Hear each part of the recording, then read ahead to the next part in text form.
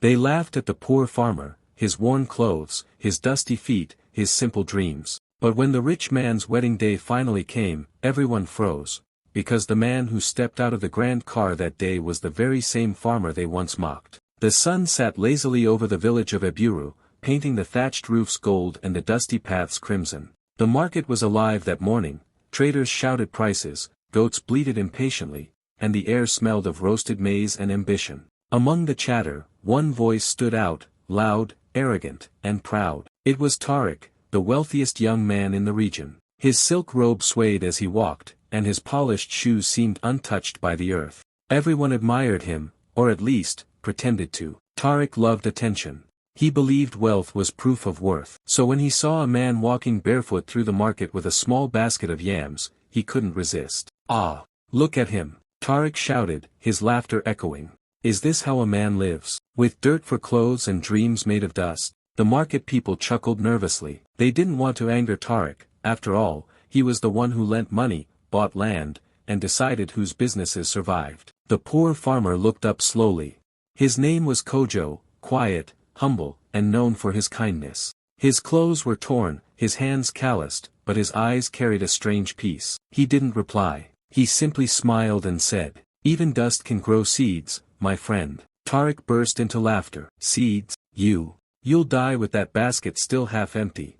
Kojo only nodded and moved along, selling his small harvests one by one, while Tariq strutted around, ensuring everyone saw his gold chain glint in the sunlight. As days passed, the contrast between them became the talk of the village. Tariq threw grand parties, imported fabrics, and dined with local chiefs. Kojo continued to till the land, sometimes alone, sometimes with a group of orphans who followed him, drawn by his kindness. But what people didn't see was that Kojo's land, though small, was rich. He worked day and night, and his farm quietly began to flourish. One afternoon, as the dry season neared, the village suffered a terrible drought. The streams dried up, and crops wilted. Panic spread like fire. Tariq, proud and careless, had never stored grain, he always bought from others. But this time, no one had enough. People began to whisper that the only farm still green was Kojo's. His field shimmered with life, maize standing tall, yams large as drums, and water drawn from a secret well he had dug years ago.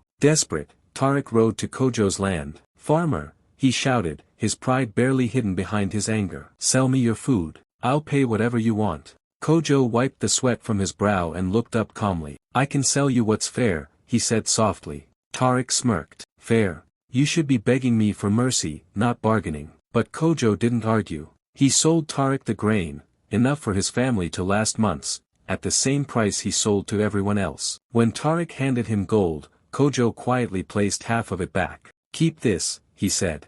"Gold doesn't feed the hungry. Kindness does." Tariq froze for a moment, confused, embarrassed, and secretly angry. He took the grain and left without saying thank you. Weeks later, when the rains returned, Tariq threw a grand party. He had found love, or so he claimed, with a woman from a powerful family. Invitations went out across villages, boasting of imported food, music, and fine cloths. The villagers talked about it endlessly. Everyone was excited to attend, except Kojo. He stayed silent, working on his farm as always. "Are you not going to Tariq's wedding?" an old woman asked. Kojo only smiled. The soil doesn't rest when hearts celebrate. But fate had other plans. On the day of the wedding, something unexpected happened. A black luxury car rolled into the village, the kind no one had ever seen before. From it stepped a man in a fine white suit, calm, confident, with eyes that held both humility and quiet power. People gasped. The car stopped right in front of Tariq's wedding gate. The driver opened the door,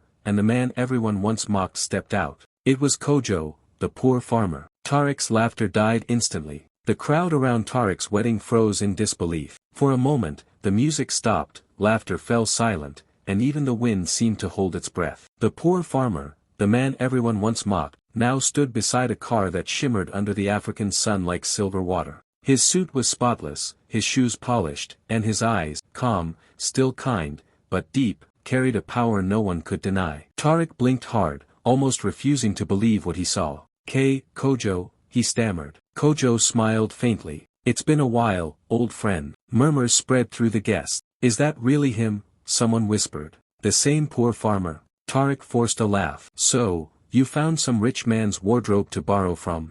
but even as he spoke, his voice cracked. He could see the convoy of cars behind Kojo, sleek, foreign, elegant, and the men in crisp suits who stood near him, clearly waiting for instruction. Kojo didn't reply to the insult. He simply looked around the compound and said, "You've done well for yourself, Tariq. I came to congratulate you." His tone wasn't proud or mocking. It was steady, almost too calm, and that made Tariq's heart beat faster. The bride, a young woman dressed in gold lace, looked between them, confused. "Who is he?" she asked. Tariq's jaw tightened. "No one important, just an old villager." But before Kojo could respond, a familiar voice called out from the gate, the village chief, walking quickly toward them with his hands raised in greeting. "Ah, Mr. Kojo, you came after all. Please, come in." The entire crowd turned their eyes on Tariq. "Mr. Kojo," the chief called him Mr. Tariq's chest burned with sudden heat. He had been trying to impress these very same people, and now, before them, the man he once mocked was being welcomed with honor. Kojo smiled politely and entered the courtyard. The chief himself offered him a seat next to the elders, and even the drummers began to play again, though now, the rhythm was slower, heavier, as if everyone was trying to process what they were witnessing. Inside the compound, Kojo quietly greeted the guests. His words were soft, but his presence drew attention like a magnet. One of Tariq's uncles leaned toward him and whispered, "My son, who is this man?" I heard his name from the chief with great respect. Tariq swallowed hard. He used to be a farmer." "A farmer?" The uncle raised an eyebrow. "Then he must have done well for himself." Tariq forced a smile but said nothing. He could feel eyes on him, comparing, questioning. The pride he had built like a fortress was crumbling, brick by brick. Later, when the bride's family arrived, Kojo stood up to greet them. To everyone's shock, the bride's father, a well-known businessman from the city, recognized him immediately. "Kojo, my dear friend," he exclaimed, hurrying forward to shake his hand. "I didn't expect to see you here. How long has it been since the agriculture conference in Accra?" The crowd gasped again. "Conference, businessmen." Tariq's knees almost gave out. His mind raced. The man he once mocked for being poor, was now friends with his bride's father. Kojo nodded humbly. "It's been 3 years, sir. I'm glad to see you well." The businessman laughed. "Everyone in the city speaks of your foundation, feeding hundreds of families, building wells, sponsoring schools, and yet you still find time to visit your old village. You have a good heart, Kojo." Kojo bowed his head slightly. "The soil taught me that giving makes the harvest grow." The bride's father turned to Tariq, beaming. "You're lucky to have such men in your community. You should be learning from him." Tariq forced a shaky smile as sweat gathered on his forehead. When dinner was served, Tariq could barely eat. His mind replayed every insult, every cruel word he'd thrown at Kojo years ago. "Is it true?" the bride whispered beside him. "You mocked that man?" Tariq hesitated, then nodded. "Yes, but that was before. Before he became better than you," she interrupted quietly, her tone sharp as glass. "Maybe you should have mocked less and learned more." Her words hit him harder than any slap could. As the night deepened, Kojo stood up to leave. The chief asked him to say a few words, just a short blessing for the couple. Kojo hesitated, then walked slowly to the front. The compound fell silent. He looked at Tariq for a long moment before speaking. "When I was a younger man," Kojo began, "I used to think humiliation was a curse. But now I know, sometimes, it's a teacher. When people laugh at you, it can break your heart, or it can plant something inside you. Something stronger than pride." His eyes swept over the guests. "Pride builds walls. Humility grows bridges. Tariq, I pray your marriage builds bridges, not walls." The audience clapped softly, but Tariq's eyes stayed fixed on the ground. After Kojo left, Tariq sat in silence while the guests resumed dancing. He couldn't shake the feeling of shame burning inside him. Later that night, he stood outside the gate, staring down the road where Kojo's cars had disappeared into the distance. The same dust he had once mocked now swirled around his polished shoes. He realized, for the first time in his life,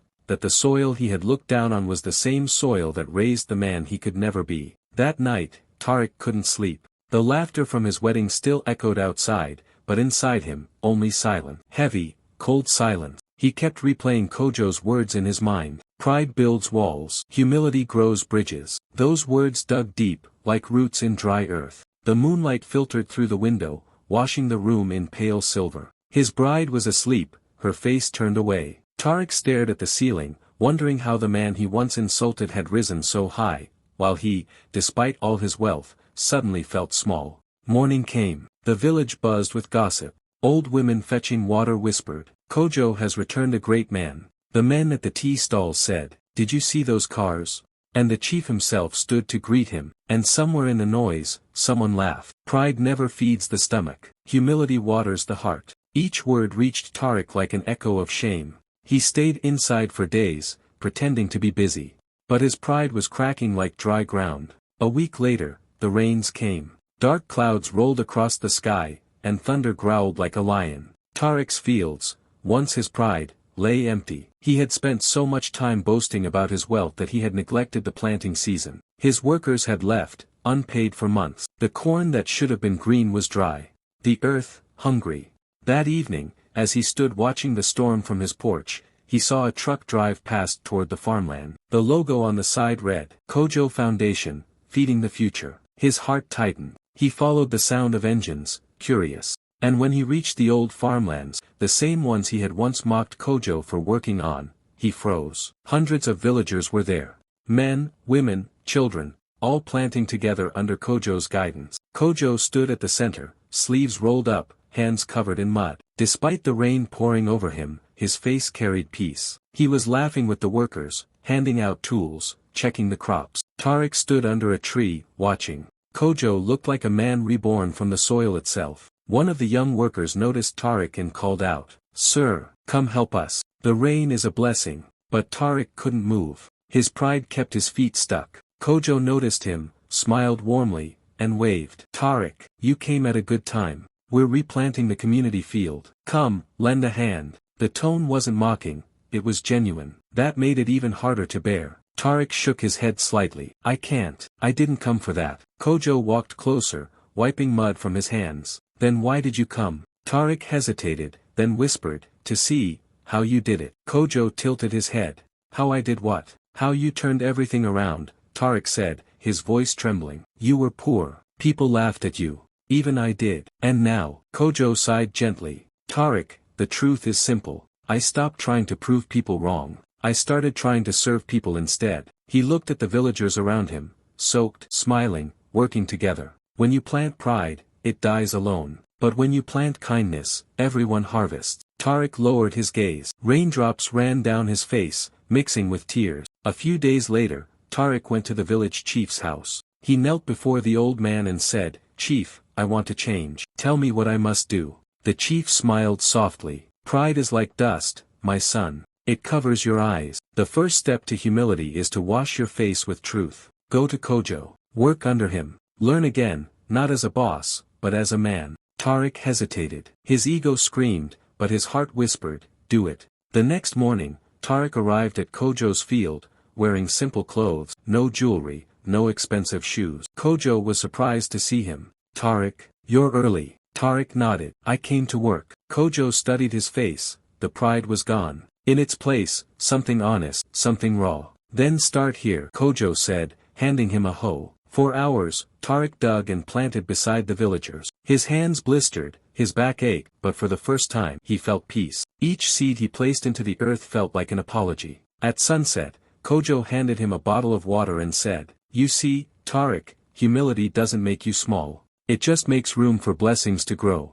Tariq smiled faintly, sweat glistening on his forehead. "You were right, old friend." Kojo patted his shoulder. "No. The soil was right. We just had to listen." As weeks passed, the fields began to sprout again, green, alive, beautiful. The same villagers who once mocked Tariq now greeted him with respect, not for his wealth, but for his change. He no longer sat in the front during meeting. He listened, learned, and worked beside everyone else. And slowly, his heart, once heavy with pride, began to feel light again. One evening, Kojo and Tariq sat together under the great baobab tree, watching the sun melt into gold across the horizon. Kojo said quietly, "You know, Tariq, life always gives us the same test until we learn the lesson." Tariq nodded. "And the lesson?" Kojo smiled. "That the seed that grows the highest is the one that bows the lowest." They sat in silence as the wind carried the scent of rain over the fresh crops. The earth, once dry with arrogance, now breathed with forgiveness. The sun was high above the golden fields, its heat pressing gently on the small African village of Macondo. It was the harvest season, and laughter echoed from every corner, except one. In the middle of the dusty road, Lekin, the once proud businessman who had mocked a poor farmer months ago, stood frozen in disbelief. Before him, a long convoy of cars approached the village. The air shimmered with heat and curiosity. The villagers paused their work, wiping sweat from their brows, staring as shiny black vehicles rolled to a stop near the village square. And from the first car stepped Adissa, the same poor farmer Lekin had humiliated. But he wasn't wearing tattered clothes now. He wore a perfectly tailored cream-colored agbada, embroidered in gold thread. His confidence was quiet but commanding, his eyes calm, his expression gentle. Even the children who used to tease him for being poor now stared in awe. Lekin's jaw clenched. "This can't be real," he whispered. Beside him, his fiancée Saad, dressed in an elegant wedding gown, froze in place. The entire wedding party, which had gathered near the open-air altar, fell silent. Only the rustle of palm leaves could be heard. Then, Adissa walked closer, each step echoing on the hard ground. "Good afternoon, everyone," Adissa said, his tone polite.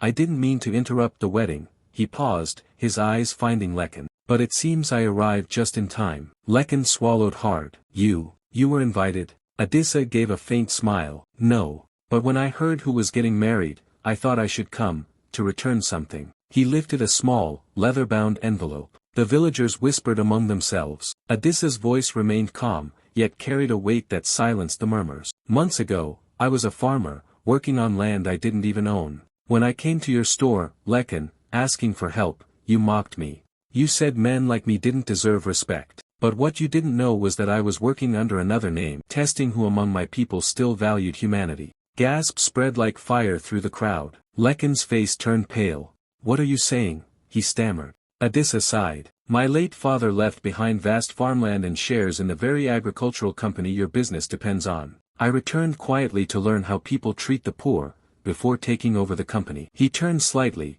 gesturing to one of the men behind him, tall, dressed in a formal black suit. "This is my lawyer. As of today, I officially control every supply chain your business uses." A collective murmur rippled through the crowd. The guests glanced at each other, shocked beyond words. Lekin's knees almost gave way. He clutched the side of a chair, trying to steady himself. You're the new owner." "Yes," Adissa replied softly. "And more than that. I came to forgive you." Silence. Only the wind answered. Saad looked from Adissa to Lekin, confusion and fear mixing in her eyes. "Lekin, you mocked him. You humiliated this man." Lekin opened his mouth, but no words came. Shame burned his skin. His pride, the same pride that made him laugh at a poor farmer, was now eating him alive. Adissa continued, "You see, Lekin, wealth isn't a crown. It's a test. And today, I wanted to see if you'd learned that lesson before your wedding vows. Because no man who disrespects the poor deserves to lead a family." Tears glistened in the eyes of some villager. The moment was powerful, almost sacred. Adissa turned away, walking back toward his car. "I'll leave you with this," he said, pausing at the door. "The world doesn't remember how rich you were, but how kind." Then, without another word, he got into his car. The convoy started, engines humming softly, and rolled away down the dusty road. The crowd stood silent for a long time. The wind carried the scent of dust and regret. Finally, Saad turned to Lekin.